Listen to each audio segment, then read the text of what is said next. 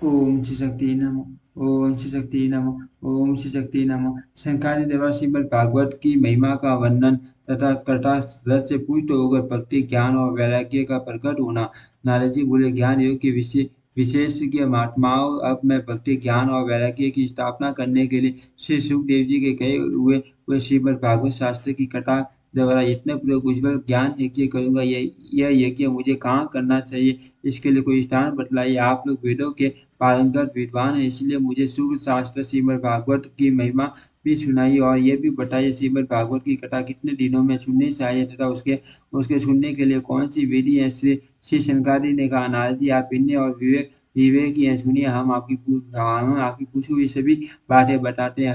हरिद्वार के समीप एक आनंद नाम नाम का घाट है, वहाँ अनेकों ऋषि रहते हैं तथा देवता और सिद्ध लोग भी उसका सेवन करते हैं। नाना प्रकार के वृक्षों और लताओं से वह स्थान व्याप्त है, वहाँ नूतन एवं कोमल बालू बिछी हुई है। वह घाट घाट बड़ा ही सुरम्य और एकांत प्रदेश में सुरवन में कमल उसकी शोभा बढ़ाया करते हैं। उसके आसपास रहने वाले जीवों के मन में बैर का भाव नहीं ठहरने पाता। वहाँ आदि के समारोह के बिना ही आपको ज्ञान यज्ञ का अनुष्ठान करना चाहिए। उस स्थान पर जो कथा होगी उसमें बड़ा अपूर्व रस मिलेगा। भक्ति भी निर्मल एवं जराजीर्ण शरीर वाले अपने दोनों पुत्रों को आगे करके वहीं आ जाएगी, क्योंकि जहाँ जहाँ श्रीमद् भागवत की कथा होती है, वहाँ वहाँ ये भक्ति आर्यश्वर पहुँच जाते हैं। वहाँ कानों में कथा का शब्द पढ़ने से तीनों ही तरुण हो जाएंगे। ऐसा ऐसा कहकर देव ऋषि नारद जी के साथ साथ संगारी भी भागवत कथा रूपी अमृत का पान करने के लिए शीघ्र ही हरिद्वार में गंगा जी के तट पर आ गए। जिस समय वे अपना तट पर पहुंचे, भूलोक देवलोक तथा ब्रह्मलोक में सब जगह इस कथा का शोर हो गया। रसिक भक्त श्रीमद् भागवत अमृत का पान करने के लिए वहां सबसे पहले दौड़ कर आने लगे। भृगु, वशिष्ठ, शिवेन, गौतम, मेघातिथि, देवल, देवराज, परशुराम, विश्वामित्र, सागर, मार्कंडेय, दत्तात्रेय, पिपलाद, योगेश्वर, व्यास और पराशर, श्रीमान छाया, सरसु, जाजली और जऊ आदि आदि सभी प्रकार मुनिगण अपने पुत्र मित्र और शिष्यों को साथ लिए बड़े प्रेम से वहां आए। इनके सिवा वेद वेदांत मंत्र तंत्र सत्र पुराण और सौ शास्त्र भी वहां मूर्तिमान होकर उपस्थित हुए। गंगा आदि नदियां, पुष्कर आदि सर्व समस्त क्षेत्र संपूर्ण दिशा, दंडक आदि वन, नाग आदि घन देव गंधर्व और किन्नर सभी कथा सुनने के लिए चले आए। जो लोग अपने को बड़ा मानने के कारण संकोचवश वहां नहीं उपस्थित हुए थे, उन्हें महर्षि भृगु ने समझा बुझा कर ले आए। तदनंतर कथा सुनाने के लिए दीक्षा ग्रहण ग्रहण कर लेने पर श्री कृष्ण प्राण संकारी नारद जी के दिए हुए वे उत्तम आसन पर विराजमान हुए। उस समय सभी श्रोताओं ने उनको मस्तक झुकाया। श्रोताओं में वैष्णव, विरक्त, सन्यासी और ब्रह्मचारी ये सबसे आगे बैठे और उनके भी आगे देव ऋषि नारद जी विराजमान हुए। एक ओर ऋषि बैठे थे और दूसरी ओर देवता, वेदों और उपनिषदों का अलग आसन था। एक ओर तीर्थ विराजमान हुए और दूसरी ओर स्त्रियां। उस समय सब और जय जयकार, नमस्कार और श्लोकों का शब्द होने लगा। अबीर, गुलाल आदि शून्य कील और फूलों की खूब वर्षा हुई। कितने ही देवेश्वर विमानों पर बैठकर वहां उपस्थित हुए सब लोगों पर कल्प वृक्ष के फूलों की वर्षा करने लगी। इस प्रकार जब जब पूजा समाप्त हुई और सब लोग एकाग्रचित होकर बैठ गए, तब संकादी मुनि महात्मा नारद को श्रीमद् भागवत का महात्म्य स्पर्श करने बतलाने लगे। श्री संकादी ने कहा, नारद जी, हम आपसे इस भागवत शास्त्र की महिमा का वर्णन करते हैं। इसके सुनने मात्र से मुक्ति हाथ लग जाती है। श्रीमद् भागवत की कथा सदाई सेवन करना चाहिए। इसके शरण मात्र से मुक्ति रत्न की प्राप्ति हो जाती है। यह ग्रंथ 18,000 श्लोकों का है। इसमें 12 स्कंध है। ये राजा परीक्षित और सुखदेव जी की देव मुनि का सवाल रूप है। हम इस श्रीमद् भागवत को सुनाते हैं, आप ध्यान देकर सुने। जी तभी तक अज्ञान बस इस संसार चक्र में भटकता रहता, जब तक कि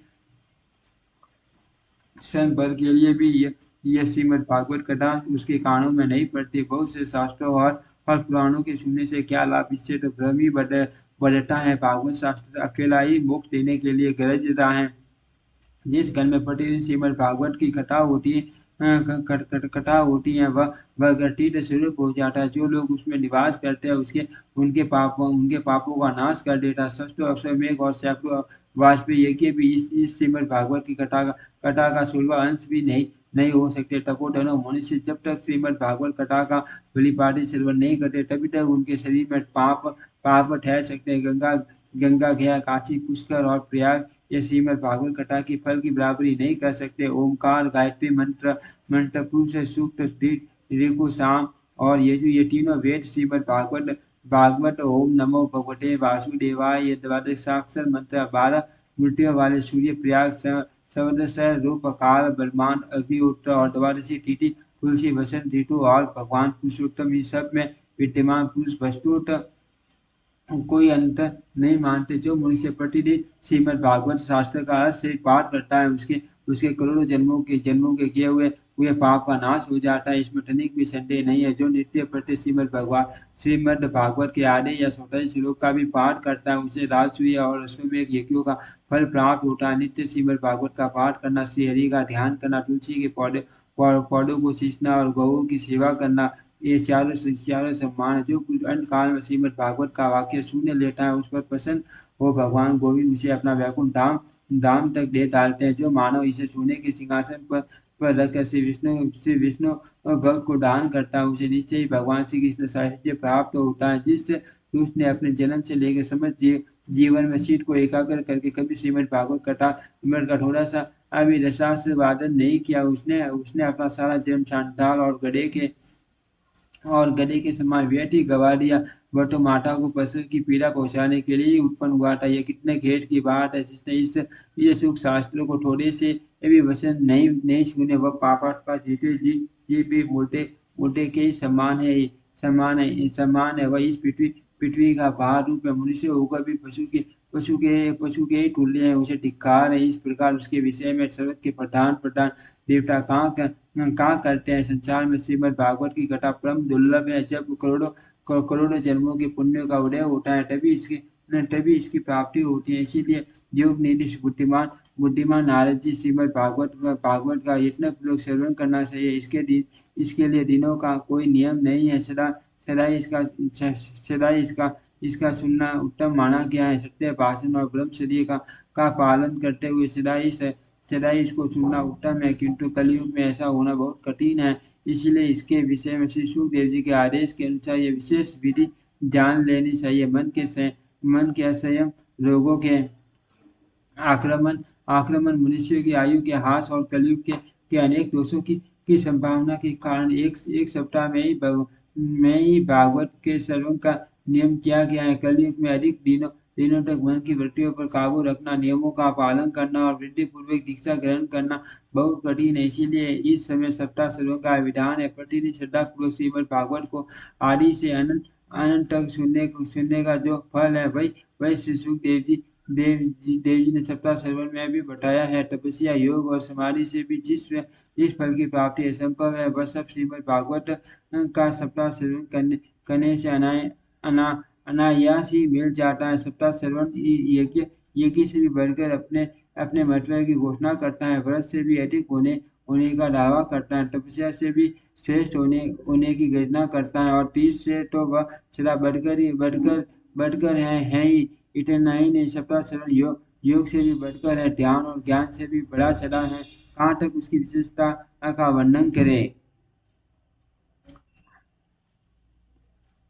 अरे बटो सबसे बड़े सड़कर हैं। सौनक जी ने पूछा, सूत जी ये तो आपने बड़े आश्चर्य की बात बताई। माना कि ये श्रीमद् भागवत पुराण योग बेटा वर्मा जी के भी आदि काल में भगवान श्री पुरुषोत्तम का निरूपण करने वाला है। परंतु ये इस युग में ज्ञान आदि साधनों का तिरस्कार करके उनसे भी बढ़कर कल्याण का साधन कैसे हो गया। सूची ने कहा, सौनक जी जब भगवान श्री कृष्ण इस धाम को छोड़कर अपने परम धाम को पधारने के लिए उद्यत हुए उस समय उद्धव जी ने उनके मुख से एकादश स्कंद में वर्णित ज्ञान का उपदेश सुनकर भी उनसे इस प्रकार कहा। उद्धव जी बोले, गोविंद आप तो अपने भक्तों का कार्य सिद्ध करके परम धाम को पधारना चाहते हैं, किंतु मेरे मन में एक बहुत बड़ी चिंता है। उसे सुनकर आप मुझे सुखी कीजिए। देखिए ये भयंकर कली काल आया ही चाहता है। अब इस संसार में दुष्ट लोग उत्पन्न होंगे। उनके संसर्ग से सारे पुरुष भी उग्र स्वभाव हो जाएँगे। उस समय उनके भार से दबी हुई ये गौरव डारिणी भूमि किस शरण में जाएगी? कमल नयन मुझे तो आपके सिवा दूसरा कोई इसका रक्षक नहीं दिखाई देता। इसीलिए भक्त वत्सल वत्सल आप साधु पुरुषोत्तम पर दया करके यहाँ मत मत यहाँ से मत जाइए। निराकार एवं चिन्ह में होते हुए भी आपने भक्तों के लिए यह सगुण रूप धारण किया है। अब वे ही भक्त आपके वियोग में इस पृथ्वी पर कैसे रह सकेंगे? निर्गुण की उपासना में तो बहुत कठिनाई है। अर्थ वह उनसे हो ही नहीं सकती। इसीलिए मेरे कथन पर कुछ विचार कीजिए। सूझिए बोले।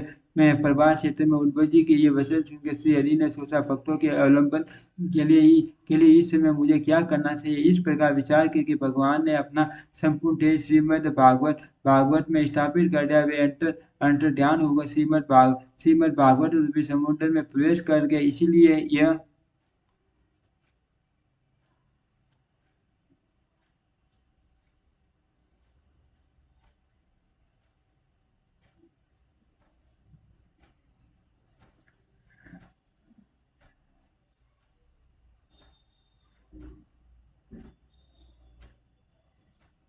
ये श्रीमद् भागवत भगवान की साक्षात वाग में मूर्ति है। इसके इसके सेवन से तथा सुनने पढ़ने और दर्शन करने से ये सब पापों का नाश कर देती है। इसी से इसका सप्ताह श्रवण सबसे बढ़कर माना गया है। कलयुग में अन्य सब साधनों को छोड़कर इसी को प्रधान धर्म बताया गया है। दुख दरिद्रता दुर्भाग्य और पापों को ढोल डालने के लिए तथा काम और क्रोध को काबू में करने के लिए कली काल में यही प्रधान धर्म कहा गया है। अन्यथा भगवान विष्णु की माया से पिंड छुड़ाना देवताओं के लिए भी कठिन है। फिर मनुष्य तो उसे उसे छोड़ ही कैसे सकते हैं। अर्थ इससे छुटकारा पाने के लिए भी सप्ताह सर्वन का विधान किया गया है। शौनक जी सब संस्कारी ऋषि इस प्रकार सप्ताह सर्वन की मान महिमा का वर्णन कर रहे थे। उस समय सभा में एक बड़े आश्चर्य की बात हुई। मैं बात हुई उसे मैं बतलाता हूँ। सुनिए। प्रेम रूपा भक्ति तरुण अवस्था को प्राप्त हुए अपने दोनों पुत्रों को साथ ले सहसा वहां प्रकट हो गई। उस समय उसके मुख से श्री कृष्ण गोविंद हरे मुरारे हे नाथ नारायण वासुदेव आदि आदि भगवान नामों का बारंबार उच्चारण हो रहा था। उस समाज में बैठे हुए श्रोताओं ने जब श्रीमद् भागवत के अर्थपूर्ण भगवान के गले की हार एवं मनोवेश वाली भक्ति देवी को वहां उपस्थित देखा तो वे मन ही मन तर्क करने लगे। ये मुनियों के बीच बीच में कैसे आ गए? इनका यहाँ किस प्रकार प्रवेश हुआ? तब संकादी ने कहा इस समय ये भक्ति देवी यहाँ कथा के हर्ष से ही प्रकट हुई हैं। उनके ये वचन सुनकर भक्ति ने पुत्रों सहित अत्यंत विनीत और वो सनत कुमार जी से कहा महानुभाव मैं कलयुग में नष्ट प्राय हो गई थी किंतु आपने भागवत कथा रूप अमृत से सींच कर आज फिर मुझे पूछते कर दिया। अब आप लोग बताइए मैं कहाँ रहूँ? अब कहाँ रहूँ? तब ब्राह्मण कुमार संकारी ऋषियों ने कहा भक्ति भक्तों के हृदय में भगवान गोविंद के सुंदर रूप की स्थापना करने वाली वह अन्य प्रेम प्रदान करने वाली तथा संसार रोग से हर लेने वाली आप वही भक्ति हो। अर्थ धैर्य धारण करके नित्य निरंतर भक्तों के हृदय में हृदय मंदिर में निवास करो। वहाँ ये कलयुग युग दोष सारे संसार पर प्रभाव डालने में समर्थ होकर भी आपकी ओर आंख उठाकर देख भी नहीं सकते। इस प्रकार उनकी आज्ञा पाते ही भक्ति देवी भगवत भक्तों के हृदय में मंदिर में विराजमान हो गई। शौनक जी जिनके हृदय में एकमात्र श्री हरि की भक्ति का ही निवास है वे मनुष्य सारे संसार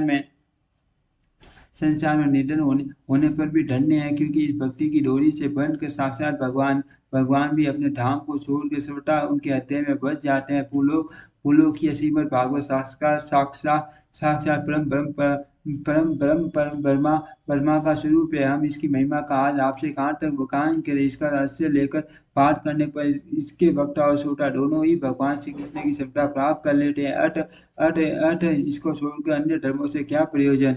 ओम श्री शक्ति नमः। ओम श्री शक्ति नमः। ओम श्री शक्ति नमः। ओम श्री शक्ति नमः।